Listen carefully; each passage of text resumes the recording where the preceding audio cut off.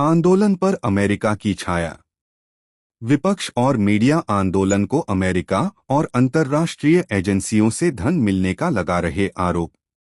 काठमांडू के Hilton hotel में आगजनी के बाद उठता धुआं। नेपाल में ज़ेन जी आंदोलन ने देश की राजनीति को अचानक अस्थिर कर दिया है। राजधानी से लेकर शहर कस्बों तक युवा सड़कों पर हैं। उनके निशाने पर नेता हैं, चाहे वे किसी भी दल के हों। काठमांडू के मेयर बालेंद्र शाह और सुदन गुरुंग का नाम आंदोलन के नए नायक के रूप में उभरा है। कई छात्र संगठन बालेंद्र को नेपाल का अगला प्रधानमंत्री बनाने की मांग कर रहे हैं। सवाल यह उठ रहा है कि क्या इस उग्र आंदोलन के पीछे केवल घरेलू असंतोष है या फिर अमेरिका जैसी बड़ी ताकतें भी इसे हवा देने की कोशिश कर रही हैं। कहीं नेपाल के बहाने दक्षिण एशिया में शक्ति संतुलन का खेल तो नहीं खेला जा रहा है। सुदन गुरुंग जिस सामाजिक संगठन हाम्रो अधिकार मंच इनिशिएटिव से जुड़े रहे हैं, उस पर विपक्ष और मीडिया ने आरोप लगाया है कि इसे विदेशी दूतावासों खासकर अमेरिका और अंतर्राष्ट्रीय एजेंसियों से फंडिंग मिली है। यूएसएआईडी, एनएडी और कुछ यूरोपीय एनजीओ ने हामी को परोक्ष सहायता दी है।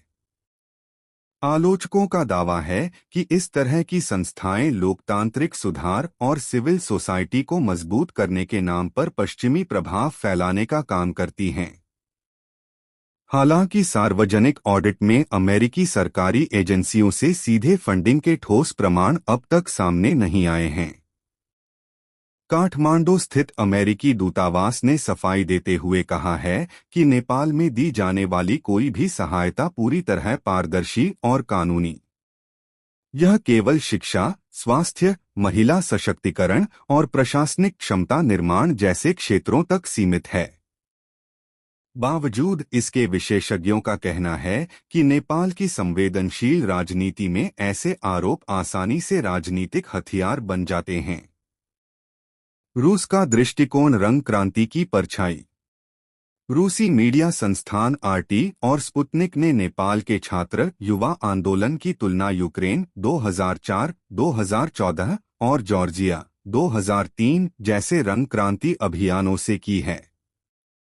इन आंदोलनों में जनता की असंतोषपूर्ण भावनाओं का इस्तेमाल कर पश्चिमी देशों, खासकर अमेरिका ने राजनीतिक सत्ता परिवर्तन की जमीन तैयार की थी।